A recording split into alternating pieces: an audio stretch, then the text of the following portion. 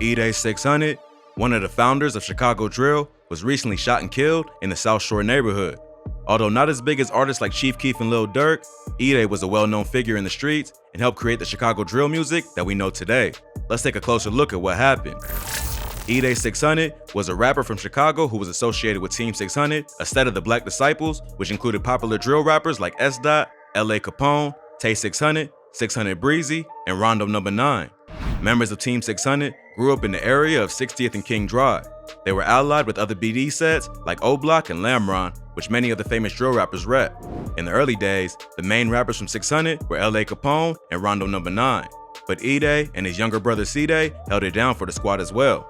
Team 600 was known to be for groups like 051 Money Gang and the STL EBT set of the GDs, also known as Tukaville, which included popular drill rappers like FBG Duck and Billionaire Black. In 2012, these two rappers collaborated on a now famous diss track aimed at Edai called Edai Is You Serious? Edai would eventually follow up with the track War in 2014, which started with the bars, "I'm like FBG, them little niggas so funny to me. Put C-Day or Rondo up on you, who you want it to be? That Edai Is You Serious diss? That shit ain't nothing to me. You on that bus stop like Tuka, we put you under the street."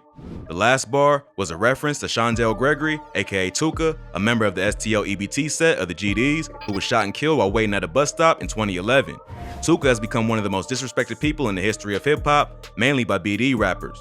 Dissing dead ops has become a common theme in drill music, and Edai's reference to Tuka on War was one of the earliest examples of this. On that track, Edai also made a reference to the death of Lil Jojo, the member of the Brick Squad set of the GDs. In March 2012, Lil Durk released a track called L's Anthem, which featured a diss toward Brick Squad. Lil Jojo followed up with the track BDK, where he didn't just throw shots at individual rappers, he took aim at their entire gang. Many people consider Lil Jojo a legend in Chicago, and this track increased his clout in the city and online, but it also made him a primary target to the BDs. In September 2012, Jojo released a video that showed him passing by Lil Reese in a car and yelling insults at him. He released the video online, and he and Reese started going back and forth on Twitter. What's wrong with you? Hey, I am Brick Squad! Yeah, Brick Squad, boy. What you talking about, boy? Over here.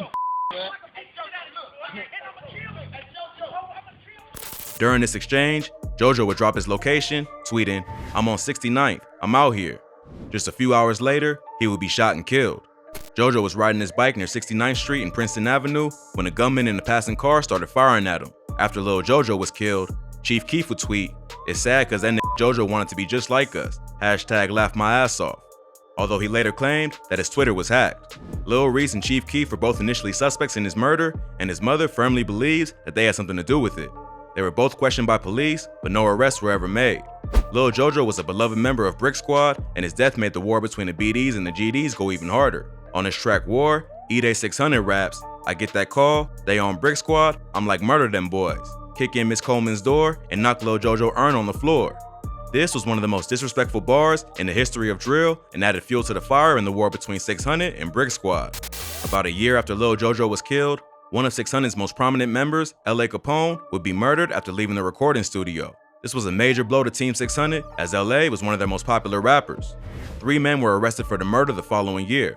The suspects had ties to 051 Money Gang, another set that has beef with 600. On top of that, in 2014, another 2 popular members of Team 600, Rondo No. 9 and Edai's younger brother C-Day, would be arrested for murder. The 2 rappers were accused of killing a cab driver named Javon Boyd. Boyd was waiting for a passenger around 4 a.m. in the Wentworth Gardens area of Chicago when he was shot 7 times. Police claim that surveillance footage and fingerprints linked the 2 rappers to the scene, and in 2016, they were both found guilty. Rondo was sentenced to 39 years in jail for the crime, and C-Day was sentenced to 38 years. So, with LA dead and Rondo and C-Day behind bars, Edai was one of the last drill rappers left on the street to hold it down for Team 600. Although he was popular in the city and had a buzz, he never made it to the level of stardom that Chief Keef and Lil Durk did. Later on, Edai would find employment as a truck driver, which many used to clown him for. Truck driving is a profitable business, and he was probably making good money. But it does seem out of character for a Chiraq savage like Edai to give up rap to go get a normal job. But unfortunately, truck driving couldn't save Edai from the consequences of the streets. On July 31st, 2021, Edai will be shot multiple times in the back on the 7200 block of South Bennett Ave. He was rushed to the University of Chicago Hospital, where he was pronounced dead early Sunday morning. Although authorities have not officially confirmed the identity of the victim, several people close to the rapper would take to social media to confirm that it was 32-year-old Corday Ely, better known in the streets as Edai.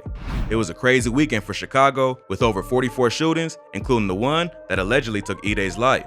The Chicago Sun-Times reported Sunday morning that a 32-year-old man had been shot in the back and abdomen and later died in the hospital. After that, many of Edai's friends came forward to confirm that the rapper had passed away. Lil Reese went on Twitter to mourn the loss, tweeting, "R.I.P. Edai, you grew up with me, all that shit you thought I had against you, I didn't. I don't want to see none of my like that, cause when I just got grazed, you was checking up on me, low-key worried. Free Edai, man." Young Famous 600, one of the artists that Edai had helped promote before he was killed, tweeted, "I'm sick, crying emoji. On your son's birthday though, at King Edai 600. You know how I'm coming for you, broken heart." 600 Brazy came out a little more aggressive and tweeted, "You can snap with this one." Then retweeted several people tweeting RIP Edai. Edai was so well respected in the city that even the ops were mourning his death. FBG Duck affiliate FYB J-Main put out a video where he said he was disgusted by Edai's death. He said that Chicago was bogus as hell and that we're trying to stop the violence in Chicago and y'all done killed Edai. Chicago bogus as hell, bro. Y'all done killed this man. We trying to stop the violence in Chicago. Y'all done killed Edai, man. FYB J-Main is an insane BD, which means he's a black disciple, but also beasts with his own set. He even went as far as getting a BDK face tattoo and used to hang with Duck and other members of FBG. He may be trolling with his video, but he seems pretty serious, which shows you how influential and respected Edai was. The exact motive behind Edai's death has not been revealed, but given his affiliations, it likely had to do with street politics. Word on the street is that he was set up by a female who sold him out to his ops.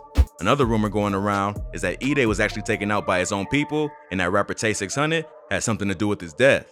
Even though Edai and Tay 600 were both part of Team 600, they've had problems ever since his brother C-Day got locked up. When C-Day and Rondo got arrested for the murder charge, Tay 600 was in jail fighting another case.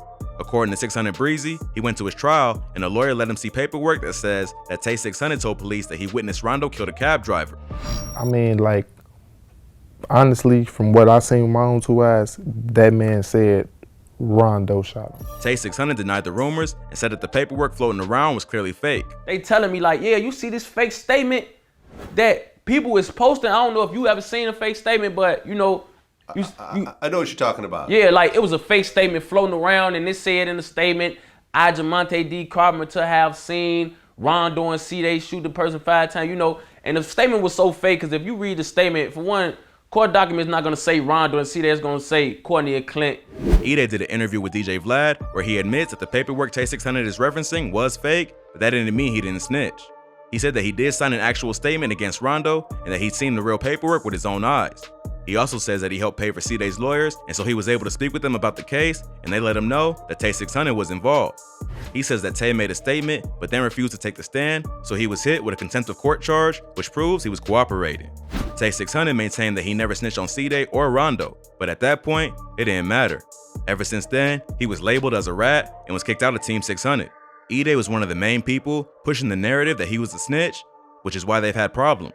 In 2019, court paperwork from the trial revealed that Tay 600 was not listed as having cooperated with authorities, but was with Rondo and C-Day on the night of the murder. But by then, the damage had been done, and Tay 600 was blackballed by the BDs and labeled a snitch. Everyone from Lil Durk to King Von to Lil Reese distanced themselves from him and continued the rumors that he was a snitch.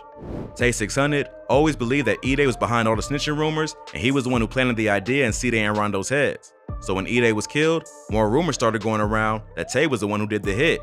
There's even a leaked audio clip from a police scanner that claims a witness saw the shooting take place and identified Tay as the killer. Witness says the shooter goes by the name Tay 600.